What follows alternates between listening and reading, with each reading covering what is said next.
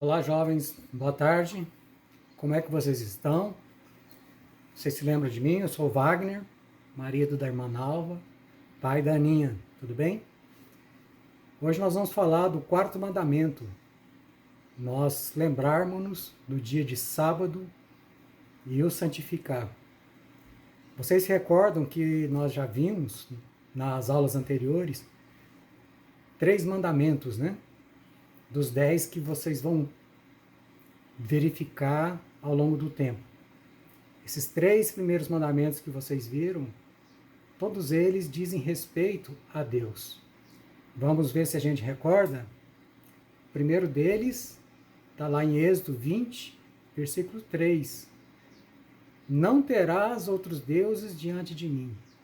Deus é um Deus zeloso. Ele não quer que nada ocupe o nosso coração, tirando o senhorio dele. Só ele deseja ser amado, só ele deseja ser adorado.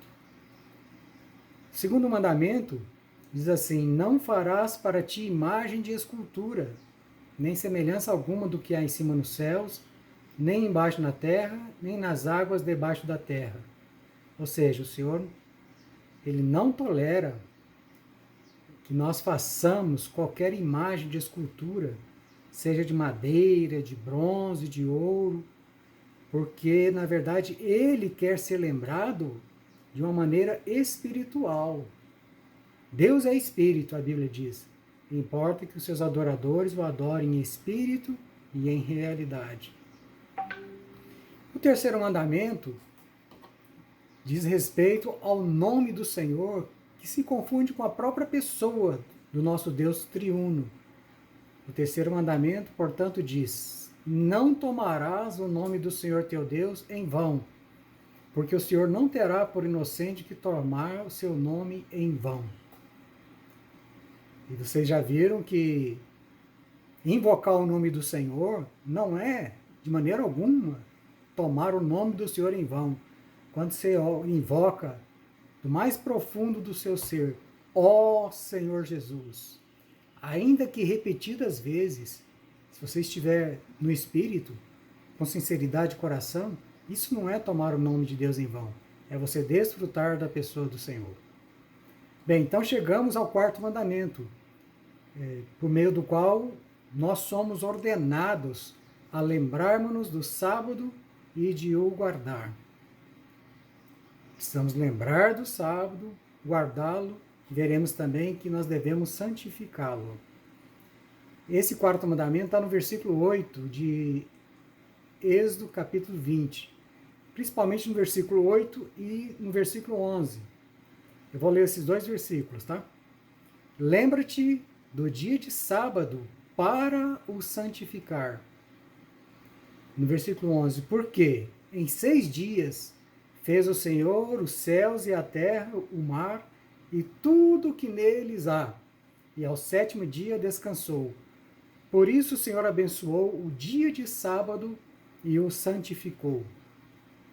Aleluia! Deus é o nosso Criador.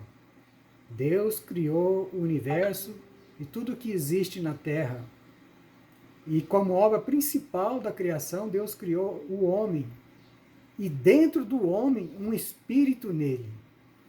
Jovem, você sabe que o teu espírito é o centro do universo, dentre milhares de galáxias, planetas, estrelas, meteoros, tantas outras constelações, galáxias.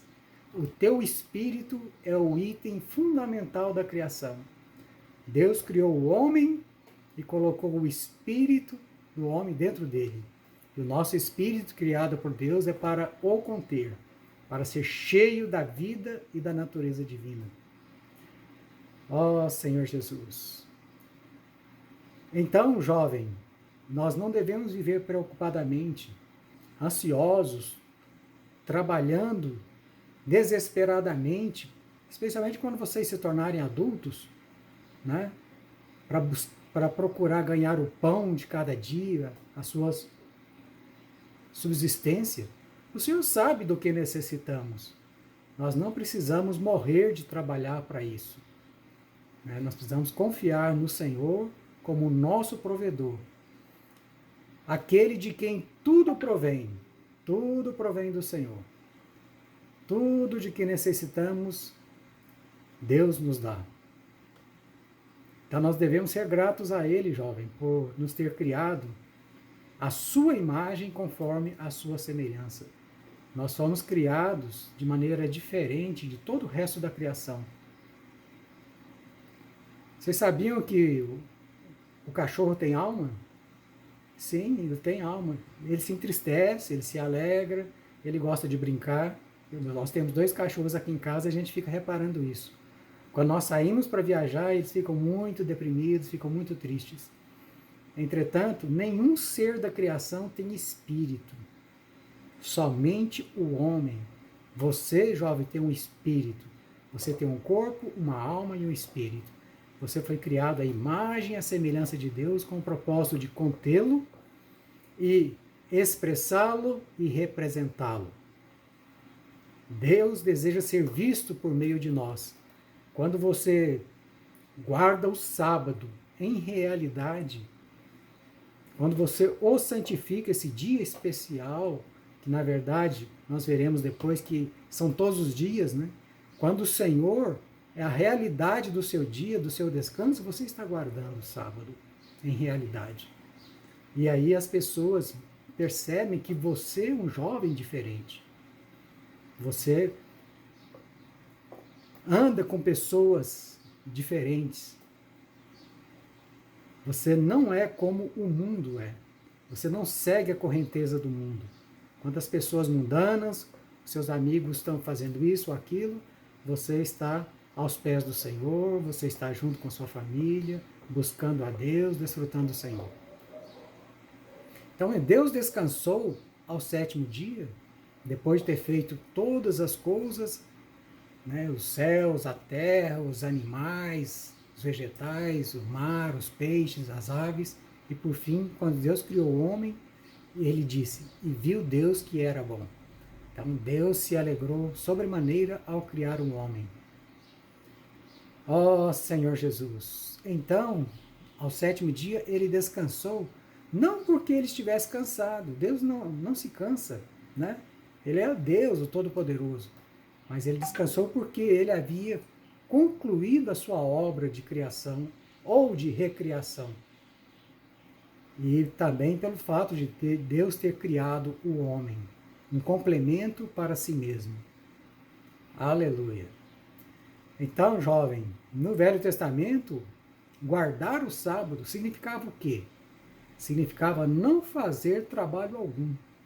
De acordo com Êxodo capítulo 20, versículo 10, parte A, diz assim, mas o 7º dia é o sábado do Senhor teu Deus. Não farás nenhum trabalho, nem tu, nem o teu filho, nem a tua filha, nem o teu servo, nem a tua serva, nem o teu animal, nem o forasteiro das tuas portas para dentro. Esta é a lei principal. Mas juntamente com esta lei do guardar o sábado, havia uma série de ordenanças. Então as pessoas tinham, por exemplo, um determinado limite de quilômetros que podiam andar, ou metros que podiam andar no sábado.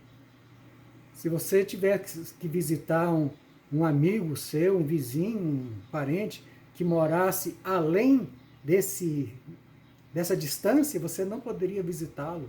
Ele também não poderia estar contigo, por causa da ordenança que estava implícita nessa lei. Então, no Velho Testamento, lembrem-se, guardar o sábado significava não fazer trabalho algum. Né? E no Novo Testamento? Guardar o sábado para nós hoje, jovens, ou jovem, significa descansarmos em Cristo. Tomar Cristo como a realidade do sábado. Ele é o nosso sábado.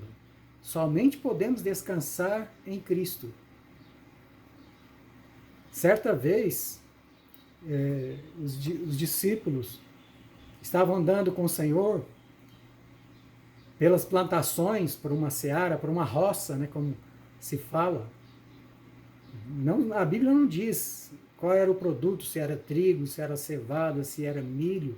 Só que, o que aconteceu? Que os discípulos estavam famintos, e era um dia de sábado, e aí eles começaram a pegar aquelas espigas, aqueles alimentos, e começaram a comer.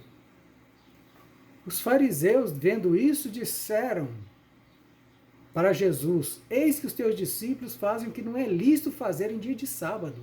Estavam colhendo, estavam como que trabalhando, mas na verdade estavam querendo satisfazer a sua fome, a fome física.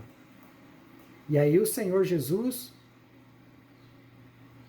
utilizou a própria lei na qual eles criam para mostrar-lhes que ele, o Senhor Jesus, é o Senhor do sábado. E que os discípulos, naquele momento, por estarem com Cristo, eles não estavam descumprindo a lei. Então o Senhor Jesus disse assim: mas Jesus lhes disse: não lestes o que fez Davi quando ele e seus companheiros tiveram fome? Como entrou na casa de Deus e comeram os pães da proposição, os quais não lhes era lícito comer, nem a ele, nem aos que com ele estavam, mas exclusivamente aos sacerdotes. Então, ali no tabernáculo havia uma mesa, e nessa mesa havia 12 pães da presença, pães da proposição, eram ofertas a Deus. Somente o sacerdote podia comer daqueles pães. Mas Davi, como rei, ele ousou comer. Aí prossegue a palavra: pois eu vos digo, ou não lestes na lei que aos sábados os sacerdotes no templo violam o sábado e ficam sem culpa? Ou seja, em dia de sábado, os sacerdotes podiam comer dos pães da presença, os pães da proposição, e ficavam sem culpa. Eles não eram culpados por terem comido aqueles pães no dia de sábado. Aí o Senhor Jesus disse: pois eu vos digo, aqui está quem é maior que o templo. O Senhor é o verdadeiro templo e ele é maior que o templo. E os discípulos, estando com ele, eram um com ele, e também da mesma forma, assim como o Senhor era o sacerdote, todos nós somos sacerdotes. E por isso, assim como o Senhor Jesus, ele é o Senhor do sábado, nós também não precisamos guardá-lo na lei, na forma de ordenança. Aí o Senhor Jesus disse assim: mas se vós soubesseis o que significa misericórdia quero e não holocaustos, não teríeis condenado inocentes, porque o Filho do Homem é Senhor do sábado. Então, jovens, no Novo Testamento, nós tomamos Cristo como o nosso descanso. Nós não guardamos o sábado literalmente como um dia santo. Na verdade, todos os dias para nós devem ser santos, devemos ser separados para Deus. Foi para isso também que o Senhor, ele santificou esse dia de sábado. Esse dia foi separado para Deus, como memorial. E os discípulos, tanto no Velho quanto no Novo Testamento, devem guardá-lo. No Gênesis 2, 3, diz assim: abençoou Deus o dia de sétimo e o santificou, porque nele descansou de toda a obra que como Criador fizera. Então, santo significa ser separado. Deus separou o sábado para ele, e ele quer que separemos todos os dias para ele, que o Senhor seja o nosso descanso. Todo o nosso ser e viver, portanto, também deve ser santificado, separado para Deus. Jovens, hoje nós não guardamos o sábado literalmente como uma ordenança. Na verdade, como eu disse, nós devemos guardar e santificar todos os dias. Tem um texto muito rico do irmão Otmani. O nome desse livreto chama-se Ensina-nos a contar os nossos dias.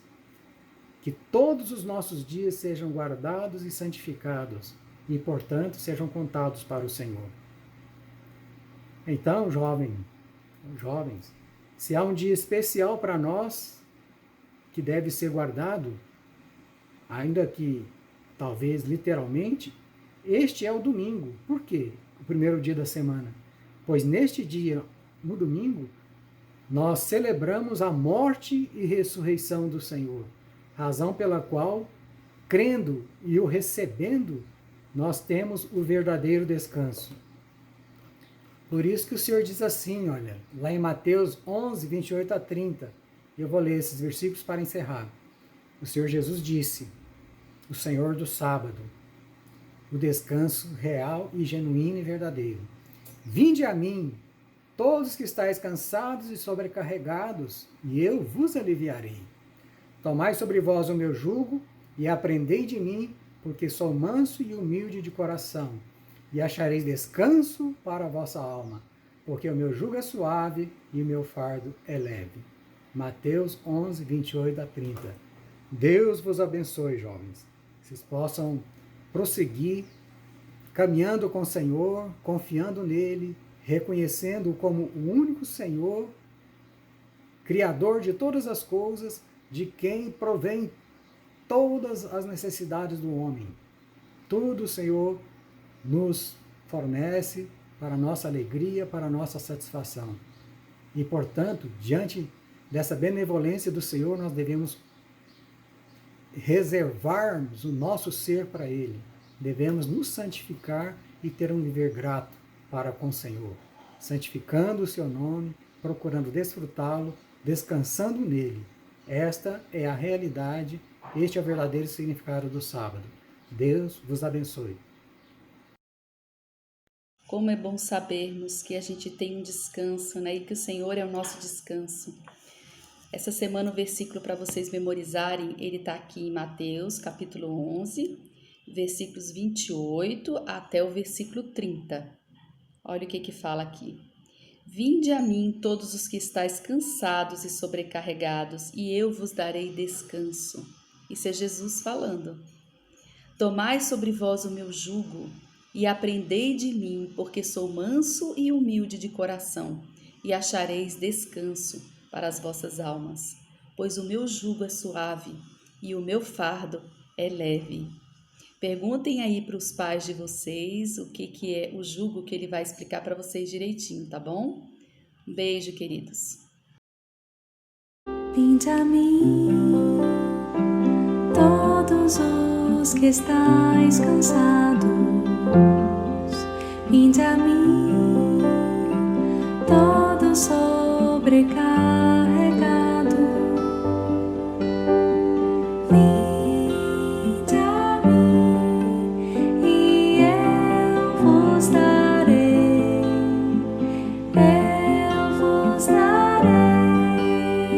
descanso. Eu vos darei descanso.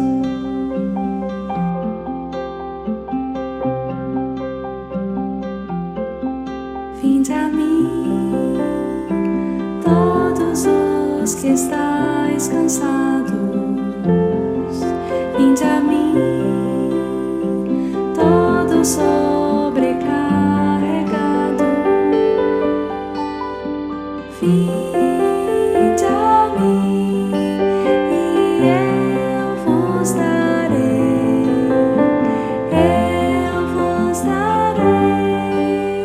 descanso. Eu vos darei descanso.